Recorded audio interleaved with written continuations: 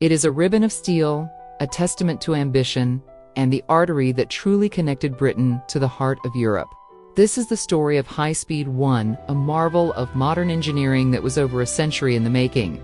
Journey with us as we explore the vision, the struggle, and the triumph behind the United Kingdom's first and only high-speed railway. The dream of a fixed link to the continent is nearly as old as the railways themselves. As far back as the 19th century, engineers envisioned tunnels and bridges spanning the English Channel. Yet, political hesitation and the sheer scale of the challenge meant these visions remained on the drawing board for generations. It wasn't until the late 20th century that the political will and engineering prowess finally aligned. In 1994, the Channel Tunnel opened, a monumental achievement. But for passengers heading to London, the journey slowed to a crawl once they reached British soil. Trains were forced onto existing century-old tracks, winding through the Kent countryside. The contrast was stark. While France had its Lion à grande vitesse, Britain had a bottleneck. The dream was only half realized. A dedicated high-speed line was not just a luxury, but a necessity. Thus began the Channel Tunnel Rail Link project, later renamed High-Speed 1. It was the most ambitious railway project in the UK for over a century. The plan was immense, a 109-kilometre or 68-mile route to be built in two phases. Section 1 would cut across Kent from the Channel Tunnel to Fockham Junction.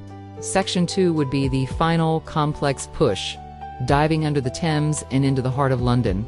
The first phase presented enormous challenges. To cross the River Medway, engineers constructed the Medway Viaduct, a stunning piece of architecture and the UK's first high-speed railway bridge. To preserve the protected landscape of the North Downs area of outstanding natural beauty, a 3.2-kilometre tunnel was bored, minimizing the railway's visual and environmental impact. The scale of the earthworks was immense, reshaping the Garden of England to make way for the future. Section 2 was even more daunting. It required tunneling for over 20 kilometers directly beneath London itself. Giant boring machines, named to inspire confidence, worked tirelessly beneath the city's streets. New stations sprung from the ground: Ebbsfleet International, a parkway station designed for drivers, and Stratford International, positioned to become a cornerstone of future development. The line's terminus was its crowning glory, the restoration of St. Pancras Station. Once a neglected, decaying masterpiece of Victorian Gothic architecture, it was facing demolition. Instead, a visionary plan saw it meticulously restored and reborn. The magnificent Barlow shed roof was reglazed, the brickwork cleaned, and beneath it, a state-of-the-art international terminal was built. Reopened by the Queen in 2007, St. Pancras International became a destination in its own right, a symbol of London's connection to Europe.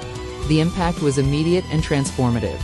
Journey times to Paris were slashed to just over 2 hours.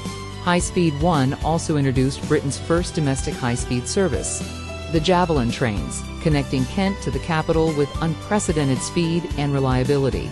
The railway was a catalyst for one of Europe's largest regeneration projects in Stratford, paving the way for the 2012 Olympic Games and the Queen Elizabeth Olympic Park it provided.